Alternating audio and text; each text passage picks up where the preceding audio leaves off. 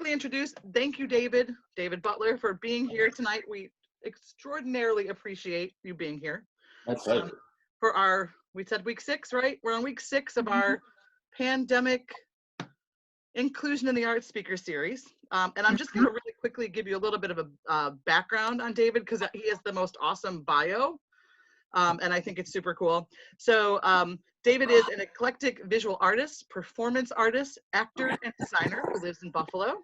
His visual art includes paintings, installations, and murals that have appeared on the gallery walls of Hall Walls, Gallery 464, El Museo, and in homes and businesses across Western New York and recently Chicago.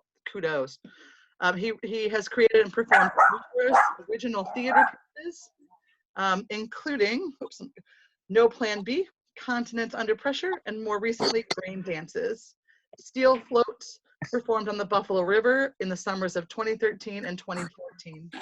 He has also designed and created over 50 professional sets in a variety of theaters across Western New York, which is super cool. I won't name them all, let you talk about them. And he has also appeared on many Buffalo stages, acting and singing, and has done various TV and radio commercials. We are in royalty, folks. He is here. Oh, please. Oh, cool. Oh, we love this. And I started seeing stuff about Coldbrook and Quiet Place too. And yes, thank you. And you know, Guillermo del Toro. I mean, I know. It's pretty rad. Some of the most recent stuff seems kind of dreamlike to me. You know, it's all happened very fast. The whole movie thing in the Buffalo area is like kind of crazy. Well, it is super dreamy to us. And again, thank you for being here. I am going to turn over the interview to the artistic director of Inclusive Theater, Dallas Taylor. I don't know how he is, what part he's on your side here. He's to my left. And he will lead off with some of the questions and we'll go from there. All right. Oh, there you are. Hi, David. Once again, Dallas. Thank you again for joining us. So Amy rattled off your very, very eclectic bio. Which one of those came first? Like, where did you start? Oh, boy. Well, basically, I went to Buff State, and I was a graphic design major. And I started doing that, and then I went to kind of randomly with, I think it was one of the guys from my suite in my dorm took me to see a play called Streamers, which Casting Hall was doing at the time. And it blew my mind. It was not, we had seen a lot of theater when I was growing up with my family. It was all like family comedy kind of stuff. And this was a very intense play about these young men that were going to go off to war in Vietnam. And the tension builds, and there's violence, and it really makes you think about a whole bunch of stuff. So I went to see it 3 more times, and it's somewhere in my head, despite my degree, I knew that there was a part of me that said, you know, I think I want to learn how to do that.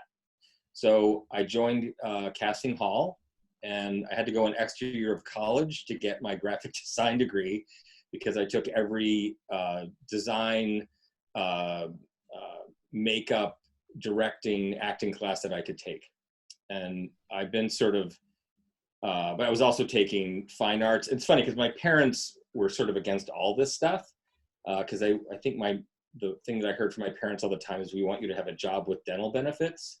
I was from a very suburban family, and they were more concerned about that than they were about my spiritual well-being. So I did a lot of that stuff behind their back. I took all the painting classes I could take. And so now, all these years later, well, I guess I'm skipping some stuff. So right out of school, I was still in school when I got cast in my first plays. And that built into numerous, my resume was more acting. And then I was one of the founding members of BUA, that's still around, and started doing sets for them. And then I went to the Paul Robeson Theater for a while, and then to Irish Classical, mainly as a designer. So I spent probably a good 10, 15 years just designing. And then that slowly built into the film thing. Started about, I think 7 years ago now. And I've worked on, it's just hard to believe that this is true, but I just worked on my 29th motion picture in 7 years. So it's all happened very quickly. And but I love all of it. I love the whole idea of storytelling is just how it, like right now, it brings people together to talk about it. It brings people together to laugh and cry and sort of see each other's humanity together, no matter what your issues are. We all share a lot of things. So did that answer your question? Yeah. What is that transition like going from theater to film? Is it a difficult transition or?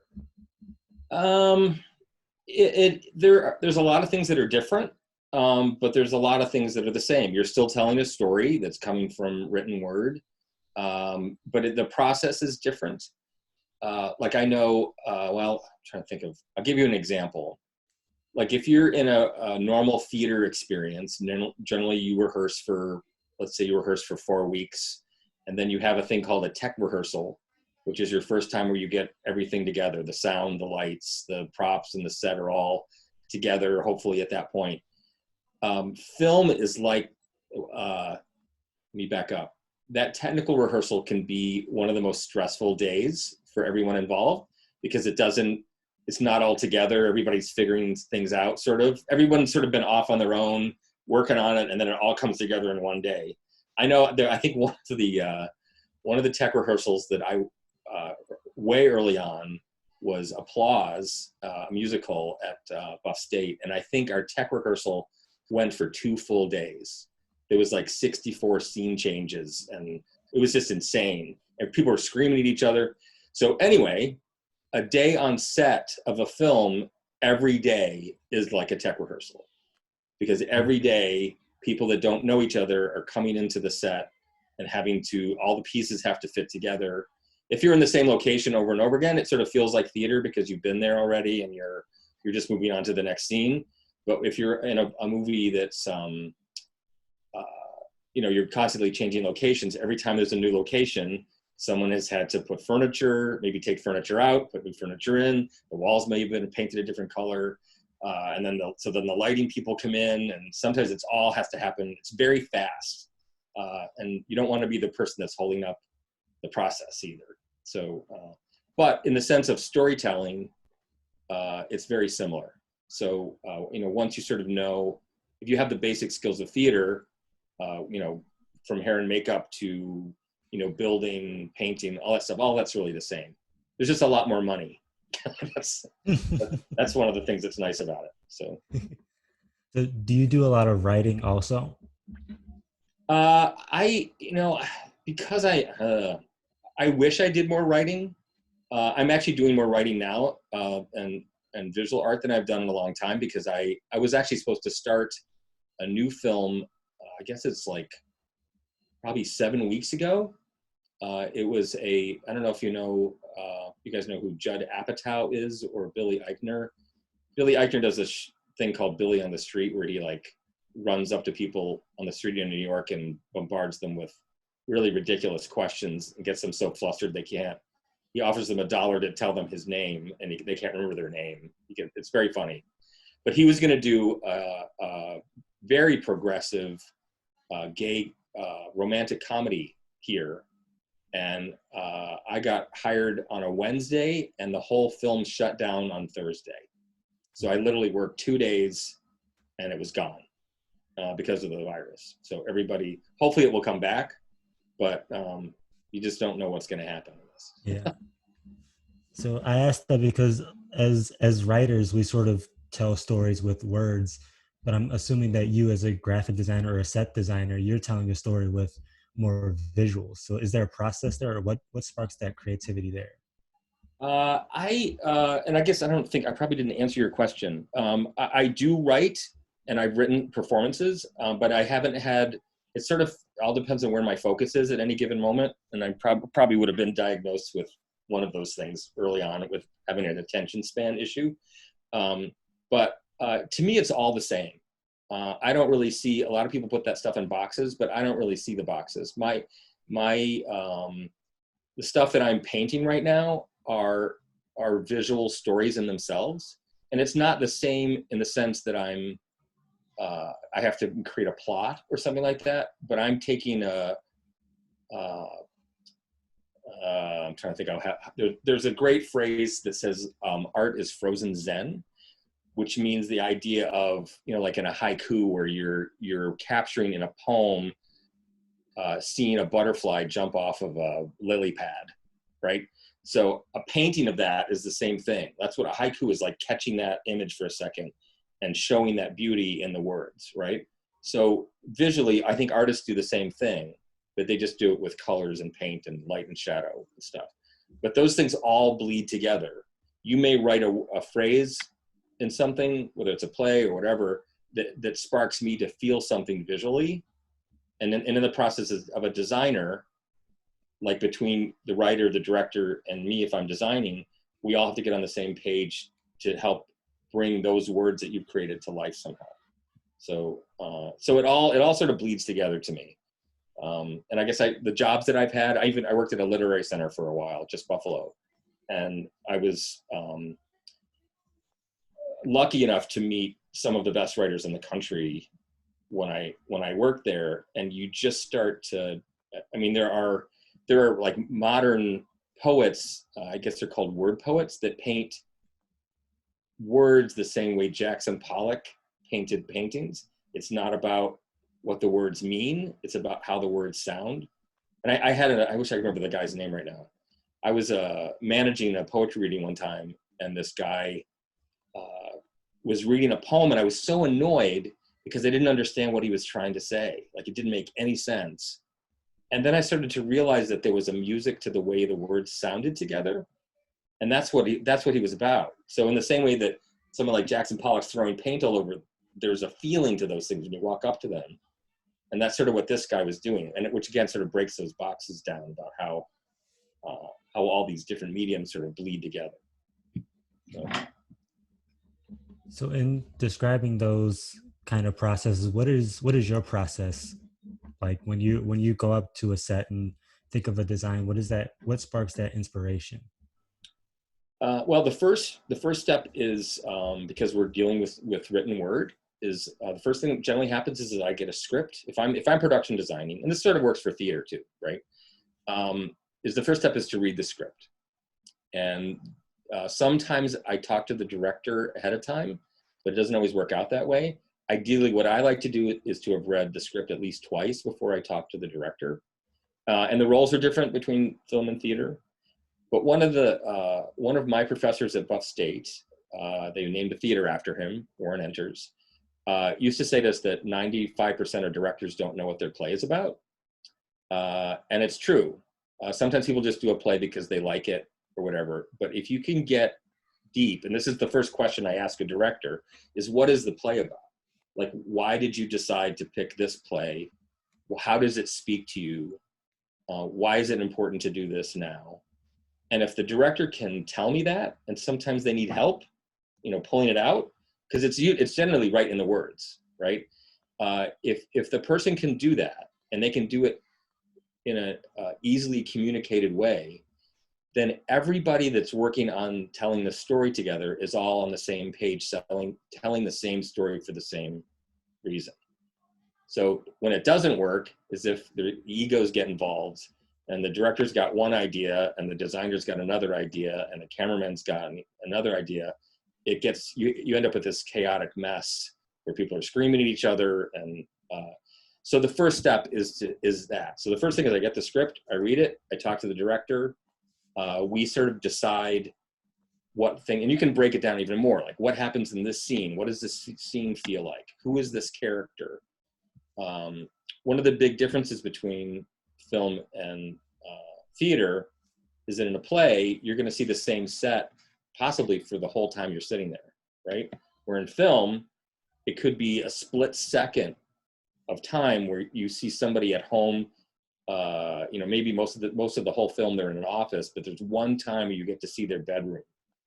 And in those 30 seconds, the stuff that's on the bed, how the bed is made, what's on the wall, the coffee mug they're drinking out, all tells you more about that character. So literally in 30 seconds, you can tell someone's entire background of who they are.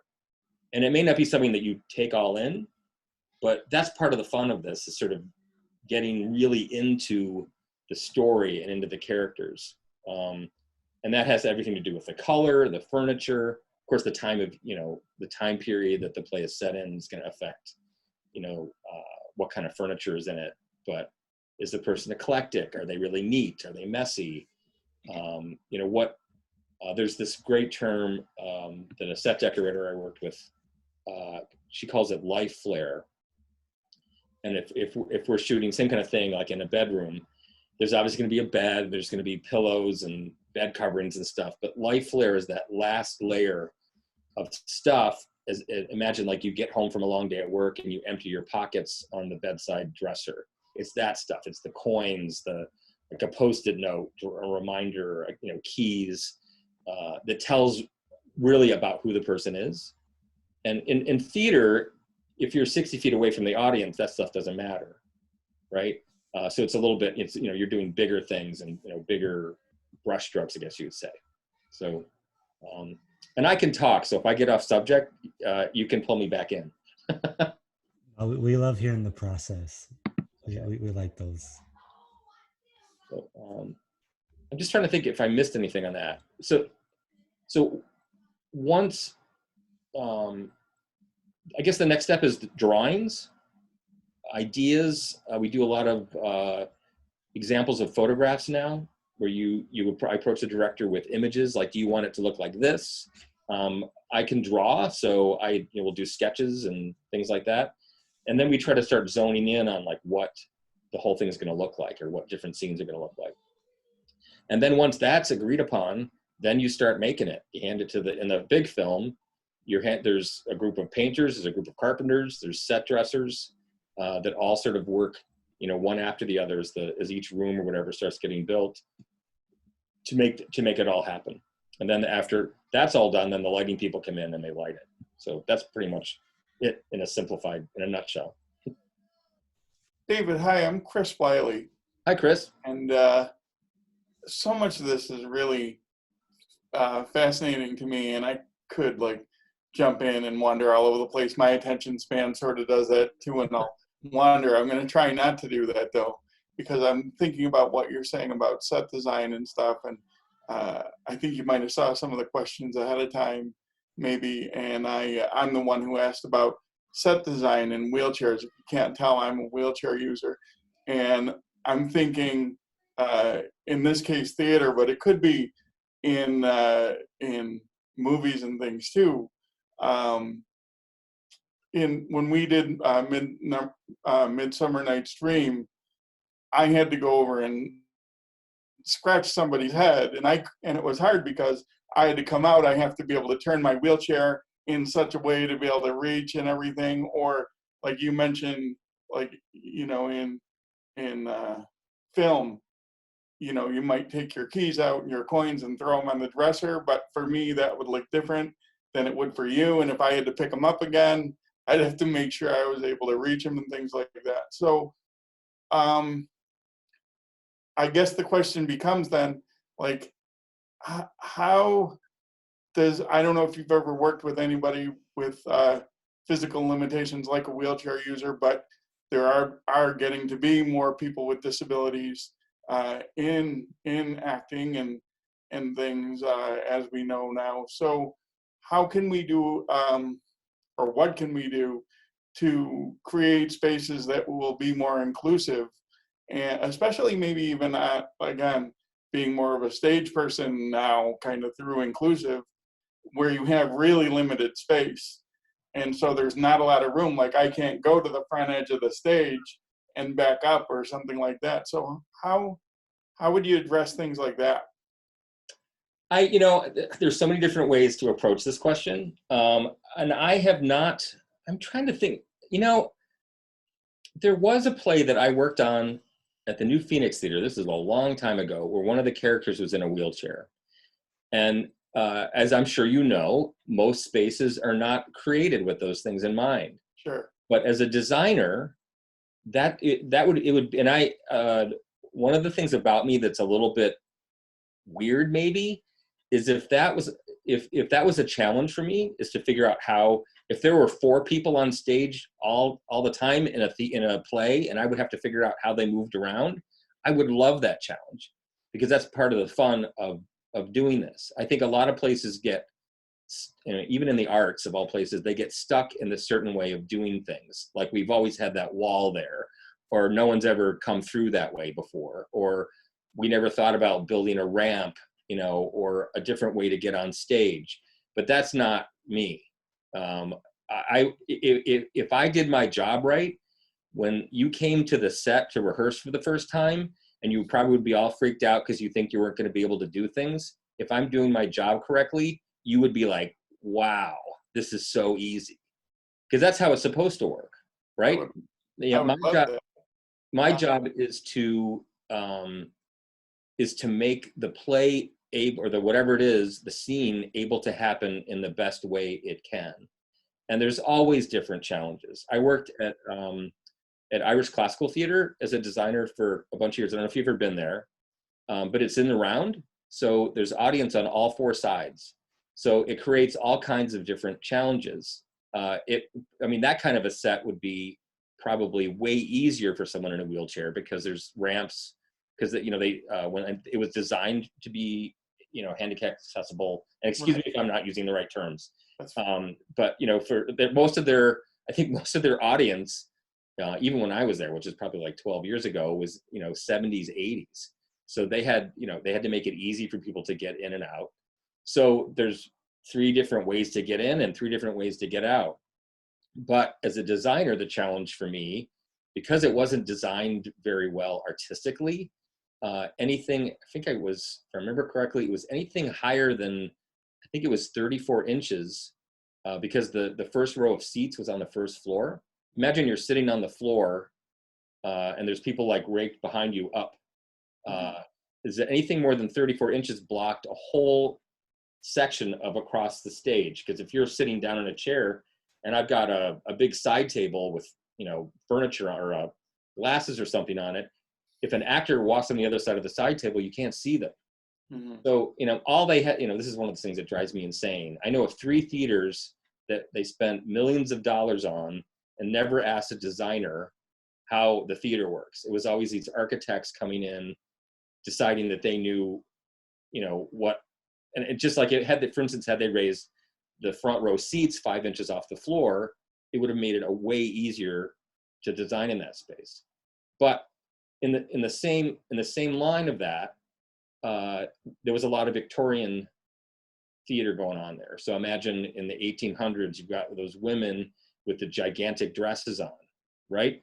So it's not unlike someone in a wheelchair in the sense that someone has to be able to navigate through and swirl around and do things in a space without knocking the furniture over. Right, you're going to be moving kind of in a similar way, you know. Yeah, right. So it's really about, and I don't know how to, may sound weird, but it has nothing to do, to me, that you're in a wheelchair. It has to do with the fact that you're an actor and you need to move in the space. And it's my job to figure out how to make it so that you can do your part in the best way that you can. Okay, can I ask a follow-up question to that then? Absolutely. Because you've done more than just set design and things like that. So one concern I might have coming in, like working with you would be great. I don't know how other people would do that, or if they would do that, which I guess is part of my question, is I'd be sort of worried that I wouldn't get the job. You know, inclusive is intentionally being inclusive. They're being accessible. They're including people of all different kinds of bodies and things like that, and all different experiences.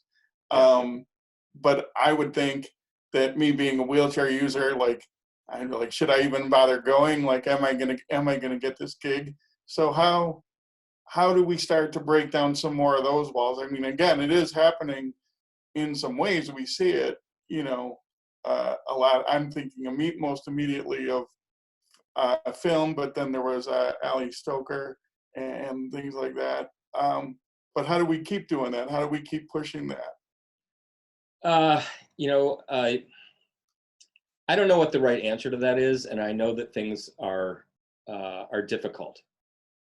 As a gay actor, it's tough to get roles that are not for gay characters, which is ridiculous because it works both ways. And I think, like for me, in times in my life, this is one of the crazy things about being in Buffalo, is that if you if you have the talent, as opposed to New York, there was times in my life where if I wasn't getting cast in a play, and it's happening to me now, like, because I haven't been on stage much at all. So every time I go back to a theater, they're like, "Oh, Dave, we remember you. I think you used to be an actor," but it's like you have to break that wall down. So what I've done throughout my entire life is that, and I think you guys maybe are doing it, is that if I'm not getting cast, I'm going to do my own show and I'm going to star in it, and I will show you that I can do it. So, but that also means that when they have the big Theater Alliance auditions, you have to have your monologue ready to go, and you have to kick ass. And I think, unfortunately, you might have to kick ass more than the average, Right. Brad Pitt, muscular guy who's Right. coming right out of college who already knows the professors. You got to show them that you can do it and that you've done your homework, because I think that's how you break through this stuff. Yeah. You have to break your own walls down as well as theirs. And then again, unfortunately, you have to. I think you're right. It's like people of color, same thing, right? Sometimes they have to, in the society we live in, it's just twice as hard. I think you're right on both counts there. With us, we've actually had that conversation that's what inclusive is. If we're outsiders someplace else, we're just going to make our own space and we're going to do it because they can't tell us not to. Right. But I also agree that if I were to go to someplace else, I got to be prepared to be better, clearly better, and sometimes significantly better and more prepared than another person not in a wheelchair. I can't come in at the same level because they'll just pick probably the person, And that may be unfair in the way that I may have said that. I don't mean that you have to be better.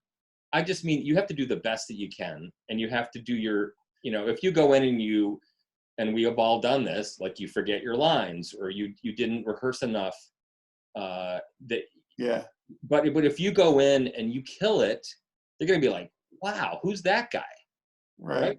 And it may not be this season, because not everybody is right for every part, right? So it's all that. When I've talked to students before, I always say that I think success in the arts, pretty much as in anything, is getting your resume on the top of the pile over and over and over again. So, if it was just a regular job interview, it's that thank you note that you send a week later and thanking you for the interview. That puts like, oh, who's this note from? And your resume comes out of the pile of 200 and gets put on top because, like, who's that guy? And it's the same as if you do a kick-ass audition. It may not be this season, but a play may come across their desk where someone's in a wheelchair, or they're like, oh, we never thought maybe that character. And remember that guy that came in? I mean, it's that kind of stuff. So it's really. I know exactly what you mean. Just as background, vocationally, I'm a United Methodist minister, and when I was going for ordination, I tell this to people all the time. I said the biggest thing that I did mostly was that I wouldn't go away. There were people trying to say you can't be here, and that happens for any number of reasons, but I had somebody tell me early on, there will be people that really advocate for you, and there will be people that actively seek to keep you out, and you just have to keep going. So perseverance and keep showing up and keep doing your best and making sure your name keeps being, as you said, in the pile is I definitely think a big part of that. Thanks. Absolutely. So, David, you've been around a few theaters and a few different establishments. Where do you see the inclusion in those other areas in like different theaters or different film sets? Where is the inclusion level there? What does it look like? What are you seeing there? Can you define inclusion for me? So like maybe accessibility or who they're allowing in, who they're keeping on their staff or allowing to audition. Is there a lot of, diversity, inclusion, accessibility, those kinds of? I'm a little out of the theater thing. are you talking about disabilities in particular, or are you talking about anything? Anything. Okay. I'm going to turn the tables on you a little bit. Okay. Because when I left BUA, this again is a long time ago, probably 20 years ago, I thought I wasn't going to do theater again. And I ran into this director at an old bookstore on Elmwood Avenue. And he said, hey, he goes, you're a set designer. And I'm like, yeah, I used to be. And he's like, well, I'm doing this play over at the Paul Robeson Theater. And do you want to design it? And I'm like, I don't know what the Paul Robeson Theater is. And then I found out that it was at the African American Cultural Center. So I, David Butler, white guy from the suburbs, am now the resident designer at an all-black theater company. So it was the first time that I had been in that place before. And I know that when I first started there were people that were giving me the look like, what are you doing here? You don't belong here. And it's sort of what I just said, is that I loved being there. And I loved learning about the people that worked there and the culture that was coming out of that place. And I made some lifelong friends there, but it took that first set going up. It was called Sanctified Juke Joint. And I think I had $500, which is hilarious to me right now, but we still made it happen. And I ended up working there for 4 years with those guys. And I'm still friends with most of the people that are still working there. So I was on the other side of it. And that was very eye-opening to me to be in that place for the first time in my life. And I think it made me more empathetic for anybody that would be feeling as if they were an outsider in those places. But I sadly can't talk about what's happening in other theaters. I honestly don't know. I think I think maybe I'm a little unfortunately rare in this, is that I think everybody has a place in the arts and a place on stage and a place telling their stories. And I think when we suppress that, we do ourselves a disfavor because we're not hearing those stories. I don't know if that makes any sense, but I'm just trying to think. I know my brain is like, there's so many things going on through my head right now that I'm trying to think if there's plays that I've done that have been about disability and about inclusion. And for some reason, I'm blanking out. I know that there's been some thought-provoking ones that talk about that sort of thing, but yeah, I'm pretty, well, let me back up about something else. It's also about race, is that, when I was at Just Buffalo Literary Center, I went to a conference in Seattle, and it was a conference of arts organizations all around the country that had reached some level of success, and the idea is that we were going to learn from each other. So one of the things that came up is that Just Buffalo was having all these amazing people of color coming to our to do readings, and nobody was showing up, and nobody could figure out why. Because why wouldn't you want to see? I'm blanking on all these people's names right now. So at this conference, there was a couple people that said, if you want to learn about marketing to people of color, come to this. It's sort of a make your own seminar kind of thing. So we sat down in a room, and this whole thing was very eclectic. And the first thing these people said, and I know probably half the people in there probably turned red, they said, if the only time of year that you have Black performers on your stage is in February, the entire Black community in your area thinks you're racist.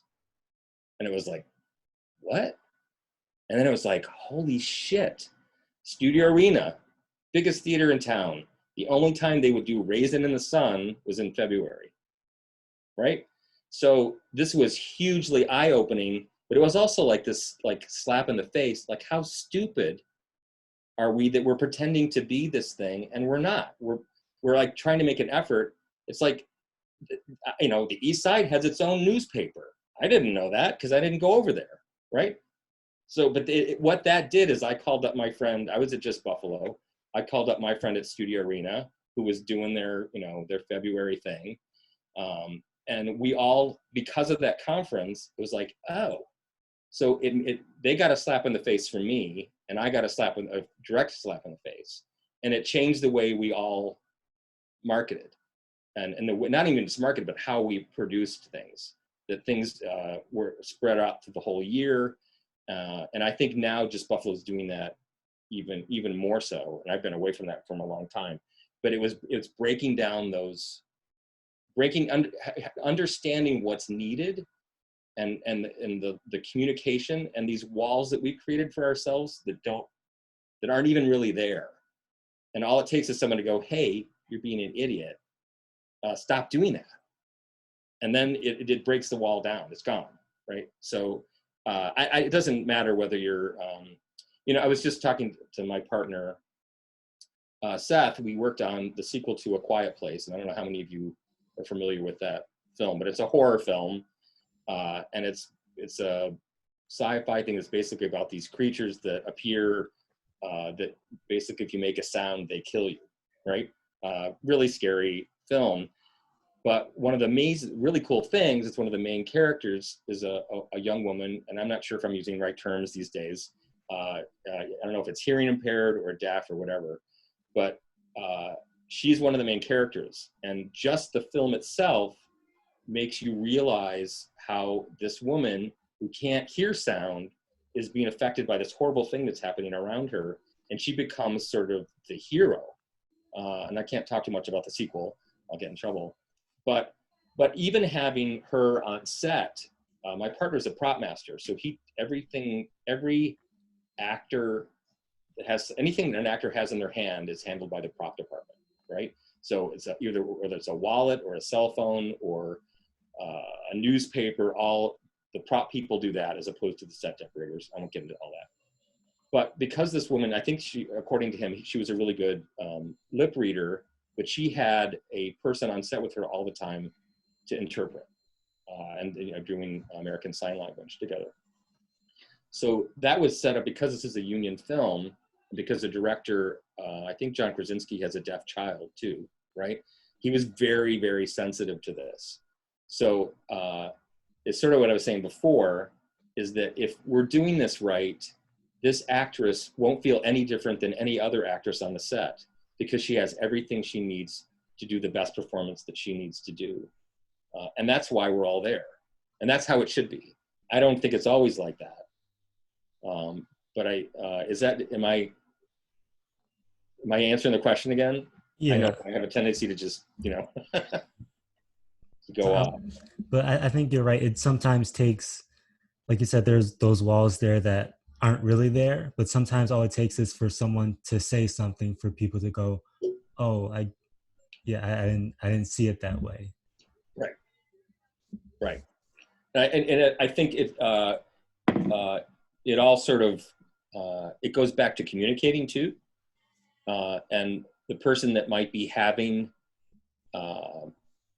might need a different way of something having to happen. That's a horrible sentence, but both sides need to communicate with each other openly.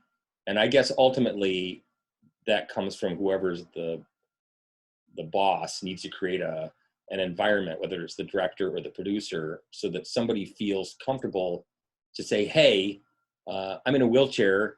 The stairs in that set aren't going to work for me, So, but that's conversation that has to happen early on in the process, because otherwise it gets, again, it gets stupid because people are idiots. But, but yeah, hopefully those things happen way early on in the process. Hi, David. I'm Janelle. How are you? Hi, Janelle. Good. I am just curious in listening to you talk and, your processes and everything. Are there any times that you get in the middle of stuff and the way an actor does something or the way somebody perceives something changes the set, and how do you handle that? If that question makes sense. Yeah. Do you have a specific experience? No, I'm not really. I'm just thinking that, and some of the other people we've talked to and things that, some of the writers that have written stuff said, I didn't really write this part to be portrayed that way. I was thinking of it this way, but when the actor got in there and they did something or said it the way they did or the way they acted, it changed the way the set or it flowed and they liked it better. So I didn't know if you ever ran into something with that, with a set change needing to happen and how you handle that. The set doesn't normally change that much, but I think what you're talking about happens all the time. I would say more so in film because it's more fluid. It's like much more intense because you're doing a lot, like I was saying, a lot at the same time. But there'll be, someone will interpret something differently, and then the writer or the director will be like, oh, I never thought of it that way. And that's one of the things that makes it exciting, right? Is that there's some creativity. What goes wrong though is when it gets bad is if somebody gets so far off of the script. And keep in mind, in film, I'm trying to think of an example. In film, like on A Quiet Place, all of the art department, which is the people that are coming up with the whole look, the production designer, the art director, the carpenters, the set, the builders, the painters, all those people get way started ahead of time before the actors even are on the plane, right? So by the time the actor's on set, all that stuff is done. Right. There certainly are times where something will happen. Like I know even on A Quiet Place, they shot the whole film. And I don't know whether this is they think it's going to do so well that they're already setting up for part 3, but they moved a whole set from Buffalo all the way to New York to add a scene, right? And that I'm hundreds of thousands of dollars to do that, right? Because all those people are all getting paid union wages to do stuff. But I think most of the time in an ideal world, you've gone through that process already. Like the set anyway is sort of like this is what you've got to work with. Right. And there again, the bigger the budget, the more often someone can say, I don't like the color that you painted the room, so repaint it. And we're not shooting this today. And it's kind of crazy because in theater, at least the theater experience that I've had, I'll give you actually. Here's my, I forgot about, this is the big story for me. But this is all about when communication breaks down. Irish Classical Theater is a play called Misanthrope, and weirdly, because it ties some of the things I was just talking about together. It's set in Victorian Europe. I painted this because it's in the round, the floor really is the set because you can't do a lot of big furniture because you can't see through it, right? So I think I had 4 people helping me paint this fake marble inlaid floor with purples and violets and copper, wire, the whole, painstaking, like days, nights, into 2:30 in the morning painting this thing. The costume designer never felt that she needed to come to any of the production meetings where we would have talked about color and color palettes and all that sort of stuff. So after spending all this time on this set, I think it was maybe 4 or 5 days before we opened, the main character comes out in a theater like this, they call it the costume parade, where the actors are coming out in their costumes. So this woman, and she's gorgeous, comes out in this beautiful dress, a huge, remember, a big hoop skirt dress. It is the exact same colors as the floor, right? I mean, even to the point where it had like piping that was copper. So when the lights came up, it looked like her dress was 24 feet by 24 feet because she blended into the floor, right? Well, they had rented this, I think, from the Shaw Festival. So guess who had to redo their work? You did. We had to repaint the whole floor. I was not happy, but I now know, as when I get to be production designer, that costume designer and the makeup people and the painters are all going to be at the meetings that I tell them to come to, right? Because it was a huge waste of time. If that was a union thing, they would have had to pay me a lot of money to repaint it. But in this case, you know, you get what you get. And so it was my waste of time to have to redo it. But that's what, I mean, that kind of thing happens when there's a breakdown in communication. Sort of like what I was saying before. If everybody is clear about what we're doing, why we're doing it, and the story that we're telling, that stuff doesn't happen that often. Right. It does, but I think it's more in the acting part, where someone discovers something that might not have been in the script, you know, by the way they say something differently, and that's fun. You know, that doesn't cost a lot of money. Right. Well, and kind of a follow-up that doesn't affect us in the theater as much, but talking about A Quiet Place and things like that, how does weather, especially in Western New York, affect shooting and things like that, and how do you handle that? What are they? I forgot the slang term. Give me a second. They call them cover sets.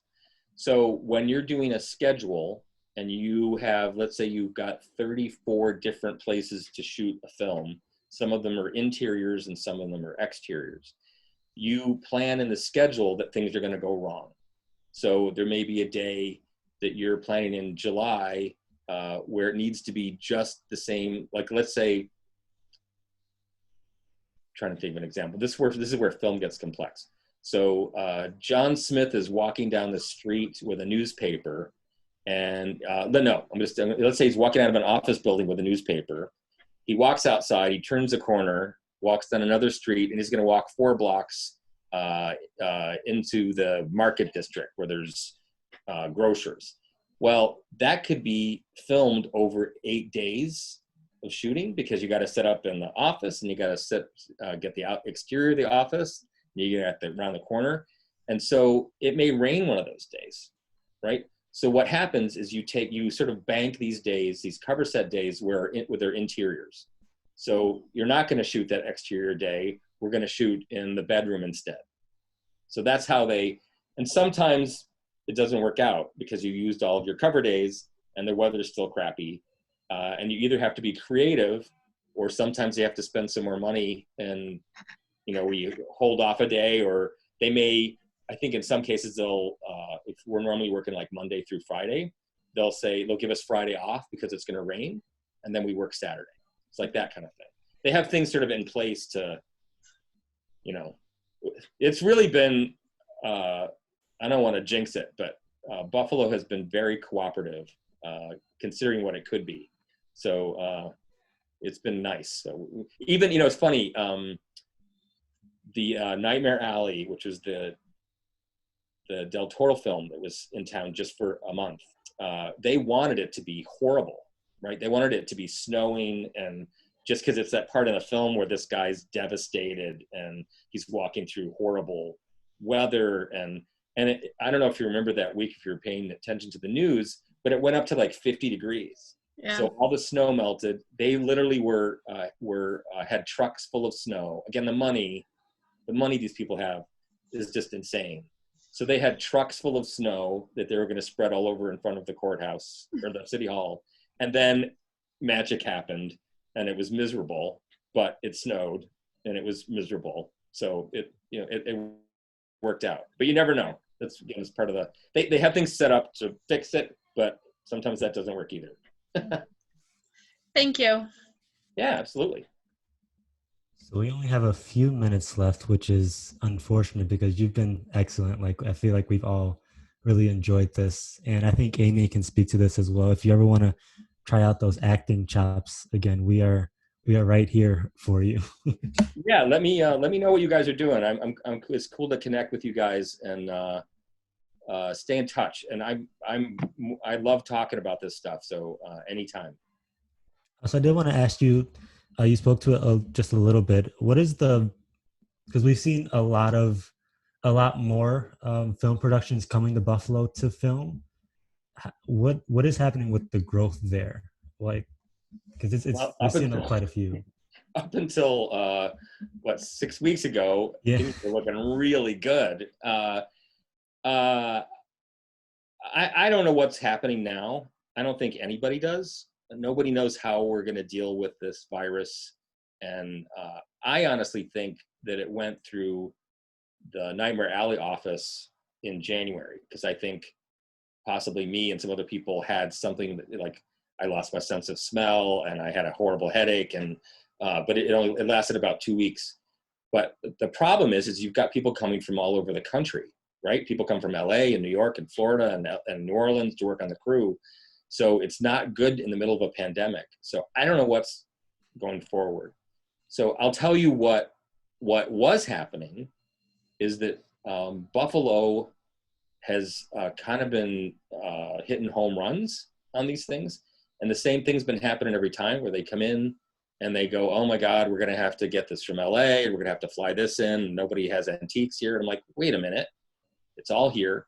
There's so many stories I could tell you about people saying you'll never find that. And this has been one of my jobs working under a set decorator. My job is to find things, whether it's online or crawling through in a basement. Like on Nightmare Alley, I had to find a bunch of 1941 bikes, like bicycles. And at first you're like, ugh, that's going to be hard. And then I just happened to network with somebody who sent me to this Rick's bike shop on Allen Street. And it turns out that bike shop is the second oldest bike shop in the country. So their basement is full of antique bikes. So now not only do we use their bikes for the film, but now Guillermo del Toro's crew knows of them as a resource for antique bikes, right? So anyway, the rumors are we now have a soundstage, huge soundstage on Babcock Street. Supposedly there's rumors that there's other ones being built. There's a rumor that Hallmark is moving, not just doing films here, but literally moving into town. There was rumors of a Netflix series that was supposed to start immediately after this one that canceled. So if that were to happen, there would be films happening while a TV series is happening, which means the TV series starts with, like, you do a full film, like a pilot, and then it's like another full year of 10 episodes where you're constantly working. So if that happens, there's going to be a lot more opportunities for crew of all kinds to work. And again, I don't know, it was heading in such a good direction. I don't know where it's going to be. Hopefully we're going to be back in business at least by the fall. We'll see. It's very exciting for Buffalo, just for everybody. Yeah. Very exciting. Absolutely.